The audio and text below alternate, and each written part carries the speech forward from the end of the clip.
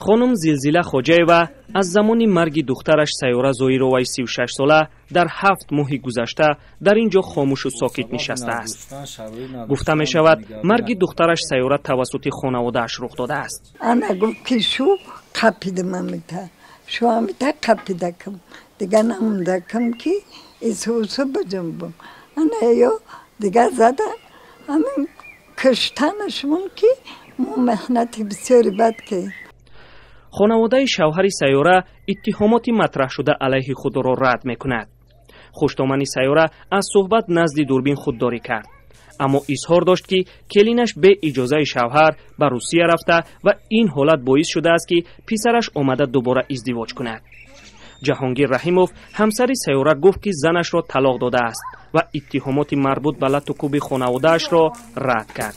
خلبقه زنجان شیرگی ما شما ما صوفیاتی ندونستم زنجان شیرگی خلبقه دستگیری تو اندازه کیو میگن که خوندن بدن بازسته کردن بازسته بیره یکون جوان سوس نداره.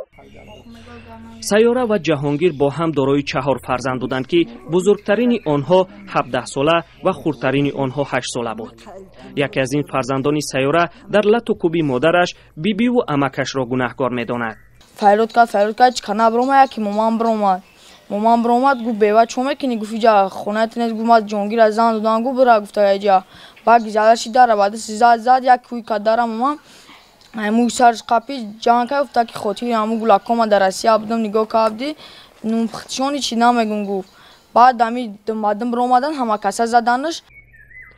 سیاره 3 ماه پیش از مرگش در بیمارستان بستری بود. او پیش از مرگش در صحبت ویدیویی قصه میکند که چگونه او را لط و کوب کرده اند. سر شما رفتم فریاد کردم ایوارم اما کسی دویدم برو من ایوارم قلط کود سلک دبارم یادتا از زنشا بود زنشا گفت روزه سنک جانگه لیسادم تنی چی نمیگه با قلطی زد اصلا که غلطی کن. در تشخیص سودی طبی سبب مرگ سیاره را آسیب‌های سخت عنوان داده اند.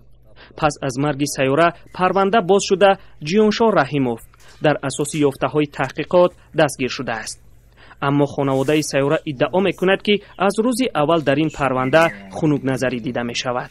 روزی وقتی که همی در همین ناحیه حمدانی در همین بیمارخانه تقریبا 50 شبانه روز در همین بیمارخانه بود، در همین دوام یگان کس به جوابگاری نکشیدن. مفتشی همین که در همین ناحیه حمدانی بود نزدش رفتم پرسیدم که سبب در چیه که شما نسبت همین خیلی حادثه شده شما نسبت همین حادثه چوره نمیبینین. دادستان منطقه کلاب در اساس ماده 110 قسم 3 نسبت جیانشاه رحیموف پرونده باز کرده و تحقیقات به پایان رسیده است. این پرونده اکنون در دادگاه همدانی در حال بررسی است.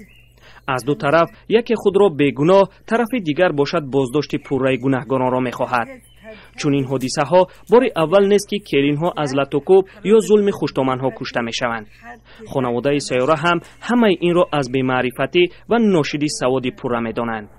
محمود جان رحمتزاده، آزادی، ناحیه همدانی.